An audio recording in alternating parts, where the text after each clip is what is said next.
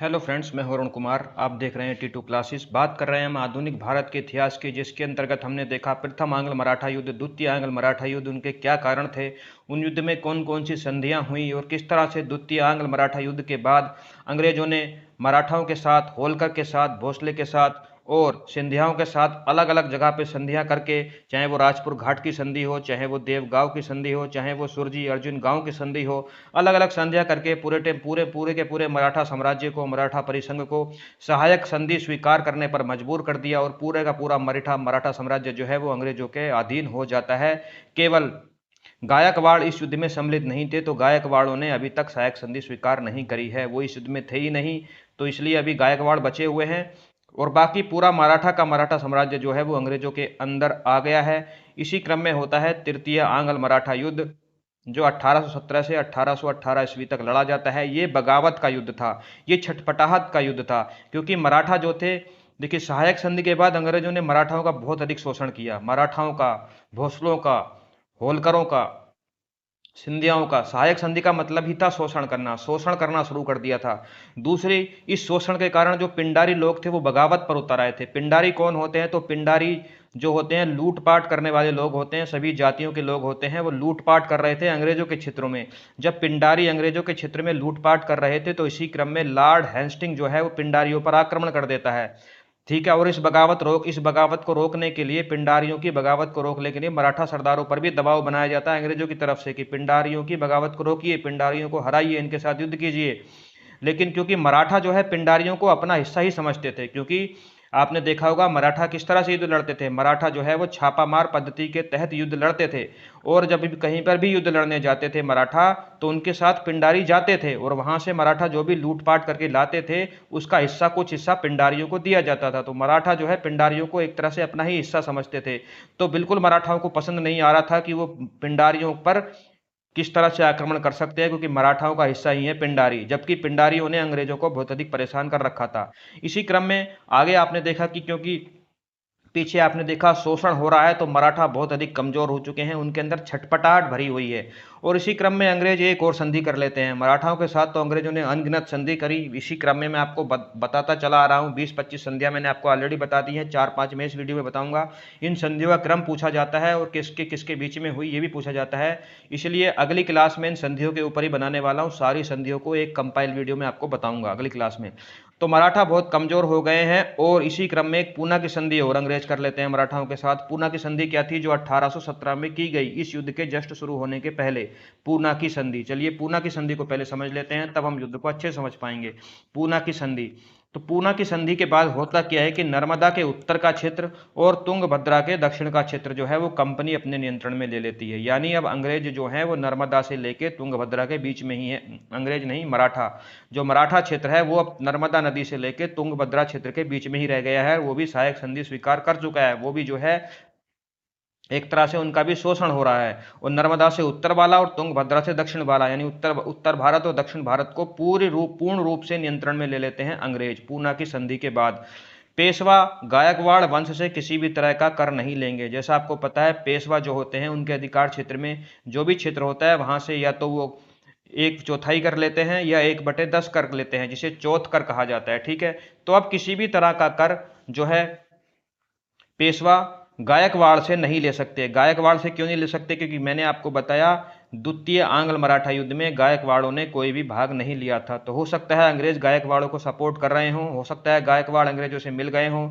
आप इस बारे में क्या, आपको क्या लग रहा है कि अंग्रेज क्यों गायकवाड़ों से पेशवाओं को कर दिलाना नहीं चाहते? ये कमेंट करके मुझे बताइएगा, क्योंकि इतिहास एक समझ का विषय है, इतिहास एक रटने का विषय नहीं है। आपकी समझ क्या कहती है कि ऐसा क्यों किया गया? पेशवा गायकवाड़ वंश से किसी तरह का कर नहीं लेंगे, ये पूना की संधि में डिसाइड किया गया। और पेशवा किसी भी भारतीय राजा के साथ संधि नहीं करेंगे, ये भी पूना की संधि में डिसाइड किया गया। तो पहले से ही परेशान थे पेशवा, और ऊपर से इतना सारा संधि करके ये बातें और उनके ऊपर थोप दी गई पूना की संधि में। तो पेशवा जो हैं अब वो अंग्रेजों के खिलाफ विद्रोह का प्लान बनाते हैं। छटपटाहट है तो छटपटाहट का प्लान बनाते हैं। भोसले, सिंधिया, होलकर और मराठा मिलकर विद्रोह की रणनीति बनाते हैं। कौन? भोसले है, सिंधिया है, होलकर है, गायकवाड़ यहाँ भी नहीं है, और है मराठा। भोसले, सिंधिया, होलकर, मराठा यानी कि मराठा परिसंघ एक्सेप्ट गायकवाड़ विद्रोह की रणनीति बनाता है। विद्रोह के लिए सेना चाहिए, क्योंकि आपको पता है ये सभी ऑलरेडी सहायक संधि स्वीकार कर चुके हैं, तो सेना तो अब रख नहीं सकते, उनके पास उनकी खुद की सेना है ही नहीं, तो सेना कहां से आएगी? तो देखिए, इस समय में 1817 में अंग्रेजों के खिलाफ कौन है? अंग्रेजों का किससे युद्ध चल रहा है? तो अंग्रेजों का युद्ध चल रहा है सिख साम्राज्य से और नेपाल साम्राज्य से, तो उन्हीं से मदद ली जाएगी, क्योंकि वो भी चाहते हैं कि अंग्रेजों को वहां से हटाया जाए। तो सिख साम्राज्य से और नेपाल साम्राज्य से मराठा सेना की मदद लेते हैं और अंग्रेजों के खिलाफ विद्रोह की रणनीति बनाते हैं। लेकिन सिंधिया वंश की खबर अंग्रेजों को लग जाती है। ये बात अंग्रेजों को पता चल जाती है कि सिंधिया भी इस रणनीति में शामिल होने जा रहे हैं। ये बात अंग्रेजों को कहीं से पता लग गई। अब अंग्रेजों को पता लग गई तो अंग्रेजों ने फिर से दबाव बनाया और सिंधिया को यहाँ से आउट कर दिया। सिंधिया को आउट कर दिया मतलब सिंधियाओं के साथ संधि कर ली कि तुम हमारे खिलाफ षड्यंत्र नहीं रच सकते, तुमने ऑलरेडी हमारे साथ सहायक संधि स्वीकार की हुई है। तो सिंधियाओं के साथ होती है ग्वालियर की संधि। सिंधिया ग्वालियर के थे, तो ग्वालियर की संधि 1817 में होती है अंग्रेजों और सिंधियाओं के साथ। क्या संधि थी? सिंधिया अब पिंडारियों के विरुद्ध कंपनी का साथ देंगे। इनके साथ ये संधि थोपी गई कि आप पिंडारियों के खिलाफ जो युद्ध हो रहा है, पिंडारी जो हमें परेशान कर रहे हैं लूटपाट करने में, तो पिंडारियों का दमन करने में ग्वालियर के सिंधिया अब जो है कंपनी का साथ देंगे। और सिंधिया पेशवा की किसी भी तरह की मदद नहीं कर सकते, क्योंकि अंग्रेजों को पता चल गया है कि पेशवा यानी मराठा जो है, पेशवा कौन है इस समय? बाजीराव द्वितीय, जो कि अंतिम पेशवा है। बाजीराव द्वितीय की मदद अब सिंधिया नहीं करेंगे, तो उन्होंने सिंधिया को आउट कर दिया। गायकवाड़ तो पहले से ही आउट हैं, तो भोसले और होलकर और मराठा बच जाते हैं। ठीक है, इसी क्रम में होता क्या है कि 1817 में मराठा क्या करते हैं, पूना में ब्रिटिश निवास के स्थानों पर आग लगा देते हैं। पूना में जो ब्रिटिश निवास है, ब्रिटिश लोग जो पूना में रह रहे हैं, उनके स्थानों पर आग लगा दी जाती है और मराठाओं और अंग्रेजों के बीच में तीसरा आंग्ल मराठा युद्ध शुरू हो जाता है 1817 में। और इस युद्ध में सभी के सभी मराठा सरदार और मराठा और पेशवा सभी हार जाते हैं। तो 1817 में युद्ध हुआ, मराठाओं के द्वारा ब्रिटिश निवास स्थानों पर आग लगाने के बाद पूना में। चलिए देखते हैं युद्ध में क्या घटनाएं घटी। तो पहले प्लान बनाया जाता है कि युद्ध होगा कैसे। तो युद्ध होगा ऐसे कि बाजीराव द्वितीय बोलता है कि मैं पूना की साइड से हमला करूंगा, और अप्पा साहब बोलते हैं कि मैं नागपुर की साइड से हमला करूंगा। अप्पा साहब एक भोसले सरदार हैं, अप्पा साहब। तो बाजीराव द्वितीय पूना की साइड से हमला करता है, अप्पा साहब जो है नागपुर की साइड से हमला करते हैं। और होलकर भोसले जो हैं किसके साथ हो गए हैं? दोनों संधि कर चुके हैं अंग्रेजों के साथ। तो होलकर और भोसले जो हैं अंग्रेजों के साथ इस युद्ध में हैं, और अंग्रेजों को लीड कर रहा है मेलकम। ठीक है, होलकर और भोसले तो सम्मिलित ही नहीं हुए, क्योंकि मैंने आपको दो संधियां भी बता दी। तो अंग्रेजों को लीड कर रहा है मेलकम। और कई सारे युद्ध होते हैं इस क्रम में, खिड़की का युद्ध, कोरेगांव का युद्ध और सालसेट का युद्ध। ये कोई बहुत बड़े युद्ध नहीं थे, छोटी छोटी झड़पें थी, क्योंकि इनके पास अब बाजीराव के पास जो है सेना ही नहीं थी, छोटी छुटपुट सेना है, क्योंकि मैंने आपको पहले बताया केवल ये बगावत का युद्ध है। तो खिड़की का युद्ध, कोरेगांव का युद्ध, सालसेट का युद्ध छोटे युद्ध होते हैं, और इन सभी युद्ध में झड़प कहेंगे, इसको युद्ध भी नहीं कह सकते। इन झड़पों में हर जगह अंग्रेज जीत जाते हैं, और जीतने के बाद अंग्रेज करते क्या है, तो पेशवा के पद को समाप्त कर देते हैं। बाजीराव द्वितीय अंतिम पेशवा है, अंग्रेजों ने अब इस पेशवा के पद को ही समाप्त कर दिया और इनको 8 लाख रुपए की पेंशन दी। पेशवा पद समाप्त हो जाता है और पेशवा को 8 लाख रुपए की वार्षिक पेंशन दी जाती है, और पेशवा को भेज दिया जाता है बिठ्ठुर में। बिठ्ठुर एक गांव है कानपुर में, उत्तर प्रदेश में, अवध के अंतर्गत ये उस समय आता था। तो देखिए, पेशवा को मराठा क्षेत्र में नहीं रखा गया संधि के बाद भी, पेंशन देने के बाद भी, क्योंकि उन्हें पता था कि अगर पेशवा को मराठा क्षेत्र में ही हम रख लेते हैं, यहीं पर रहने देते हैं, तो ये कुछ ना कुछ विद्रोह जरूर बनाएंगे, विद्रोह फिर से करने की कोशिश करेंगे। तो इसलिए उन्होंने पेशवा को उस क्षेत्र से ही निर्वासित कर दिया, और कहाँ भेज दिया? बिठ्ठुर में भेज दिया, जो कि कानपुर के अंतर्गत एक गांव है। तो पेशवा पद समाप्त हो गया, पेशवा को 8 लाख रुपए वार्षिक पेंशन दी जाने लगी, और पेशवा बिठ्ठुर में रहता है कानपुर के अंदर। ठीक है, छत्रपति के वंशज को सतारा में स्थापित कर दिया गया, क्योंकि मैंने आपको बताया छत्रपति मुख्य था और पेशवा थे सरदार, हालांकि फ्रंट पर पेशवा ही रहते थे। तो छत्रपति के वंशज को सतारा में स्थापित कर दिया गया, और पेशवा को भेज दिया गया बिठ्ठुर गांव कानपुर में।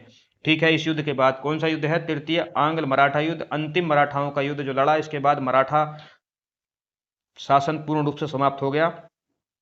और बिठ्ठुर में जाने के बाद जो पेशवा हैं बाजीराव द्वितीय, उनका एक दत्तक पुत्र है, उनका कोई पुत्र नहीं था, तो एक पुत्र को वो गोद लेते हैं, नाना साहब। और ये वही नाना साहब है जो 1857 की क्रांति में कानपुर से नेतृत्व करते हैं, 1857 की क्रांति का।